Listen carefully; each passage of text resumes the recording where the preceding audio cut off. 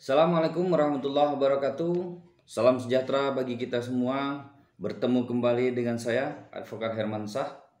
Semoga sahabat YouTube dalam keadaan sehat dan selalu dimudahkan dalam menjalankan aktivitas sehari-hari. Kali ini kita masih tetap membahas tentang PHK, pemutusan hubungan kerja terhadap karyawan yang melakukan pelanggaran ketentuan di dalam perjanjian kerja atau peraturan perusahaan atau perjanjian kerja bersama. Nah, PHK ini sebelumnya telah mendapatkan surat peringatan 1, 2, 3 secara berturut-turut. Pelanggaran terhadap ketentuan yang diatur dalam perjanjian kerja atau perjanjian kerja bersama atau peraturan perusahaan adalah kesalahan-kesalahan yang ada yang telah diatur sebelumnya. Nah, para pekerja ya sebelum masuk dalam suatu perusahaan biasanya kan diberikan buku panduan tentang peraturan perusahaan atau perjanjian kerja bersama yang berlaku di perusahaan, dan di situ sudah ada klasifikasi pelanggaran. Jadi PHK ini ditujukan kepada karyawan yang melakukan pelanggaran. Apakah dia pelanggaran 1, apakah pelanggaran 2, atau pelanggaran 3. Nah, klasifikasi pelanggaran ini bukan harus tergantung, dia bukan harus 1 dulu, harus 2 dulu, tidak. Bisa saja langsung diberikan pelanggaran 3 tergantung dengan jenis pelanggaran yang dilakukan pekerja. Dan klasifikasinya itu ada di dalam peraturan perusahaan atau perjanjian kerja bersama. Nah, masa surat peringatan yang diberikan pekerja dalam hal ini adalah 6 bulan. 6 bulan di sini dari diberikan dan ditandatangani oleh pekerja, masanya tuh 6 bulan. Jadi secara berturut-turut di sini maksudnya ketika seorang pekerja dikenakan surat peringatan berlaku 6 bulan. Kemudian sebelum waktu 6 bulan dia kena lagi dan melakukan pelanggaran lagi ketentuan sebagaimana diatur dalam peraturan perusahaan atau perjanjian kerja bersama, maka surat peringatannya itu ditingkatkan jadi surat peringatan kedua. Nah, apabila dia melakukan kembali sebelum masa 6 bulan lagi, maka langsung mendapat surat peringatan 3. Apabila dia melakukan lagi, maka akan dilakukan skorsing terhadap permasalahan pelanggaran ketentuan yang dilakukan oleh pekerja. Nah, masa skorsing ini memang pekerja dan perusahaan masih harus tetap menjalankan kewajibannya, di mana pekerja masih harus menjalankan kewajiban menjalankan pekerjaan, dan perusahaan wajib juga memberikan hak sebelum adanya pemutusan hubungan kerja. Perlu disikapi juga dalam hal ini bahwa pekerja yang harus ditempatkan sesuai dengan minat, bakat, dan kemampuan daripada pekerja.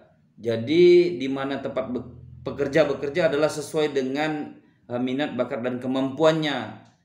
Tidak bisa seseorang yang tidak punya bakat dan kemampuan, contohnya di maintenance, maka diletakkan di maintenance itu adalah salah, karena itu bukan minat, bakat, dan kemampuan pekerja, namun malah lebih membahayakan si pekerja karena pekerja tidak bisa melakukan untuk pemeriksaan engineering secara baik, kemudian bahaya daripada pekerjaannya juga bisa dapat ditimbulkan.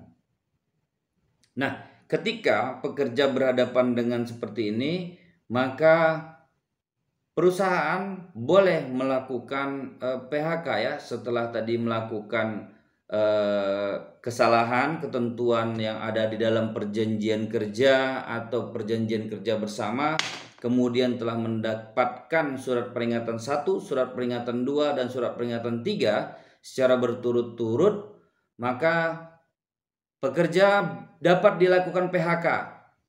apa besaran PHK terhadap pekerja yang dilakukan PHK terhadap pelanggaran kesalahan ini adalah: 1. Uang pesangon sebesar 0,5, kemudian 2. Uang penghargaan masa kerja sebanyak 1 kali ketentuan, dan penggantian hak sebesar 15%.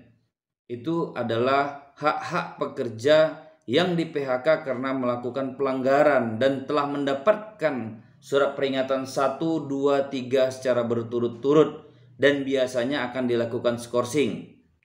Seperti apa besaran uang hak-hak yang didapat pekerja? Apabila pekerja telah bekerja selama 7 tahun, kemudian gaji pekerja adalah 5 juta rupiah. Gaji sini adalah dalam komponen upah. Sebenarnya upah adalah gaji pokok ditambah dengan tunjangan-tunjangan yang bersifat tetap. Jadi besaran hak yang didapat pekerja adalah sebesar ini. Kemudian kita akan membahas kembali terkait dengan PHK, pemutusan hubungan kerja yang dilakukan perusahaan dengan alasan mendesak. Alasan mendesak di sini sebenarnya ini dahulunya dalam pasal 158 tentang kesalahan berat, dan itu telah tidak berlaku adanya putusan Mahkamah Konstitusi, ya. Jadi sekarang ini diberlakukan kembali dengan alasan mendesak. Di sini perusahaan dapat melakukan PHK tanpa pemberitahuan sebelumnya kepada pekerja. Alasan mendesak ini seperti yang diatur undang-undang adalah: pertama, pekerja melakukan penipuan, pencurian, atau penggelapan barang dan atau uang milik perusahaan. Kemudian memberikan keterangan palsu atau dipalsukan sehingga merugikan perusahaan. Yang ketiga, pekerja mabuk minuman keras yang memabukkan dan memakai zat-zat atau pengedar narkotika, psikotropika, dan zat aditif lainnya di lingkungan kerja. Melakukan perbuatan asusila dan perjudian di lingkungan kerja. 5. Menyerang, menganiaya, mengancam, atau mengintimidasi teman sekerja atau pengusaha di lingkungan kerja. Kemudian membujuk teman sekerja atau pengusaha untuk melakukan perbuatan yang bertentangan dengan peraturan perundang-undangan. Kemudian dengan ceroboh dan sengaja merusak, membiarkan dalam keadaan bahaya barang milik perusahaan yang menimbulkan kerugian perusahaan. Membongkar dan membocorkan rahasia perusahaan yang seharusnya dirahasiakan kecuali untuk kepentingan negara. Yang terakhir, melakukan perbuatan lain di lingkungan perusahaan yang diancam pidana penjara 5 tahun atau lebih. Nah, ini dia alasan-alasan yang bisa dilakukan terhadap pekerja yang dapat dilakukan PHK dengan keadaan mendesak. Namun keadaan mendesak di sini seharusnya memang perusahaan harus benar-benar membuktikan mendesaknya itu seperti apa. Jangan hanya sebuah retorika dan karangan-karangan belaka yang hanya ingin mem-PHK pekerja. Jadi untuk melakukan PHK mendesak ini harus didukung dengan alat-alat bukti. Contoh, alat bukti saksi, kemudian surat, dan keterangan-keterangan yang lainnya. Karena salah dalam menerapkan PHK dalam keadaan mendesak ini, nantinya ketika pekerja tidak mendapatkan pesangon, maka sesuai dengan aturan pasal 185 Undang-Undang Nomor 6 Tahun 2023 itu ada aturan pidana jika perusahaan tidak memberikan pesangon kepada pekerja yang di PHK. Makanya perusahaan juga harus berhati-hati. Ingat, harus benar-benar ada alat bukti yang sah menurut undang-undang. Tidak bisa hanya menurut cerita, kemudian rekayasa atau apapun. Jadi hak-hak pekerja yang karena kesalahan atau karena alasan mendesak di PHK, pekerja berhak atas uang pisah. Ya. Pekerja berhak atas uang penggantian hak sesuai pasal 40 ayat 4. Kemudian uang pisah yang besarannya diatur di dalam peraturan perusahaan atau perjanjian kerja bersama. Berikut saya mencontohkan terkait dengan PHK yang bersifat mendesak dengan gaji 5 juta rupiah dan masa kerja selama 6 tahun. Berapa hak-hak yang didapat pekerja yang dilakukan PHK dalam keadaan mendesak? Seperti ini.